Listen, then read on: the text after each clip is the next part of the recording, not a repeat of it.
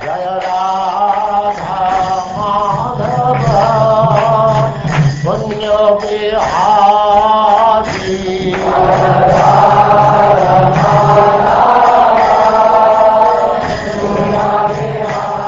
And now chapter 21, Lord Krishna's explanation of the Vedic path.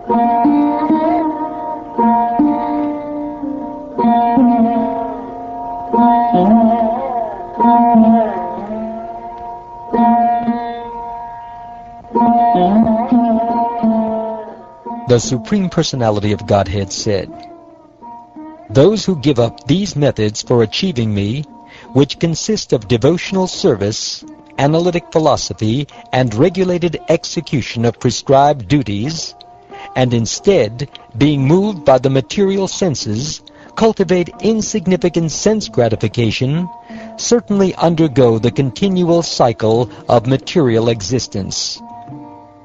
Steadiness in one's own position is declared to be actual piety, whereas deviation from one's position is considered impiety.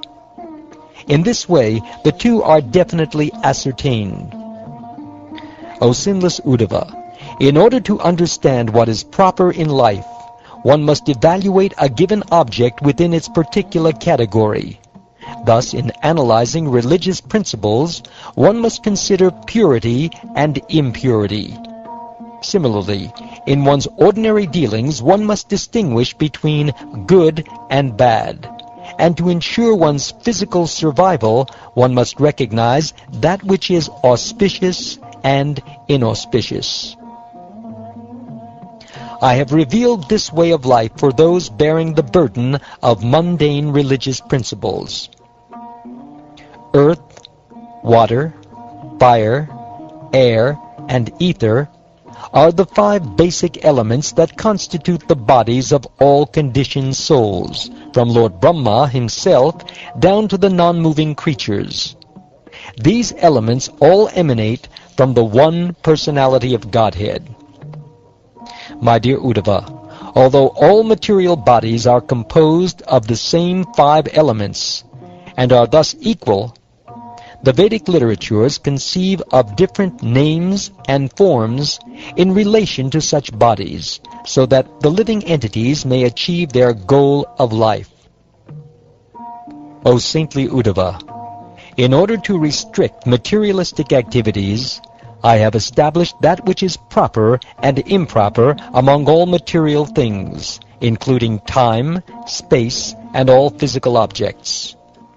Among places, those bereft of the spotted antelope, those devoid of devotion to the Brahmins, those possessing spotted antelopes but bereft of respectable men, provinces like Kikata, and places where cleanliness and purificatory rites are neglected, where meat-eaters are prominent, or where the earth is barren, are all considered to be contaminated lands. A specific time is considered pure when it is appropriate, either by its own nature or through achievement of suitable paraphernalia for the performance of one's prescribed duty. That time which impedes the performance of one's duty is considered impure.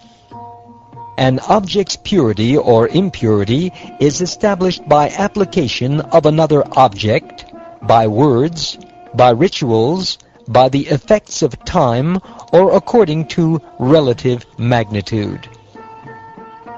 Impure things may or may not impose sinful reactions upon a person, depending on that person's strength or weakness, intelligence, wealth, location, and physical condition.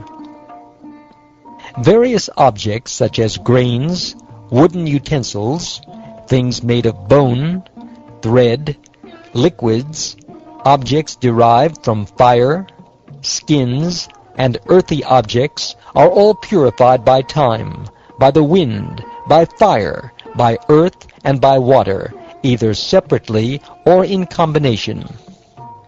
A particular purifying agent is considered appropriate when its application removes the bad odor or dirty covering of some contaminated object and makes it resume its original nature.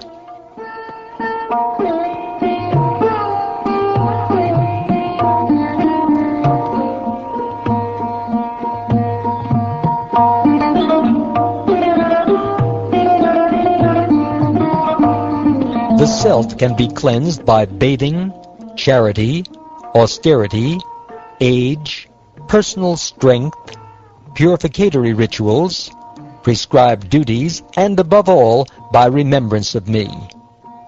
The Brahmin and other twice-born men should be duly purified before performing their specific activities. A mantra is purified when chanted with proper knowledge, and one's work is purified when offered unto me. Thus, by purification of the place, time, substance, the doer, mantras, and work, one becomes religious, and by negligence of these 6 items, one is considered irreligious. Sometimes piety becomes sin, and sometimes what is ordinarily sin becomes piety on the strength of Vedic injunctions.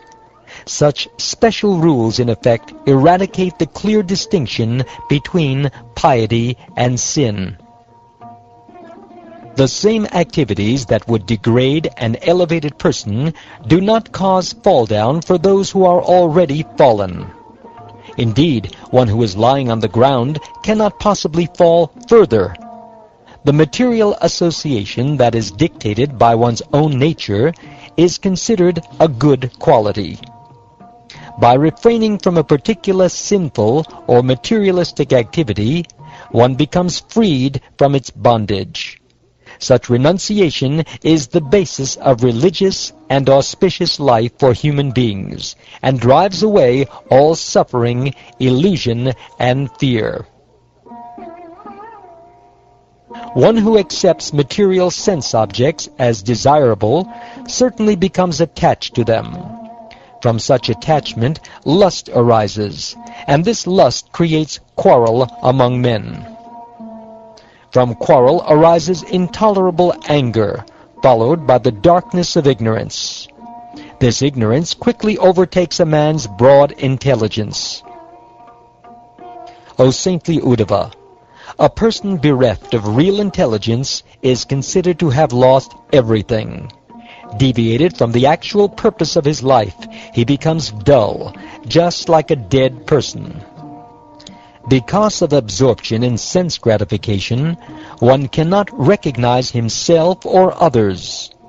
Living uselessly in ignorance, like a tree, one is merely breathing just like a bellows.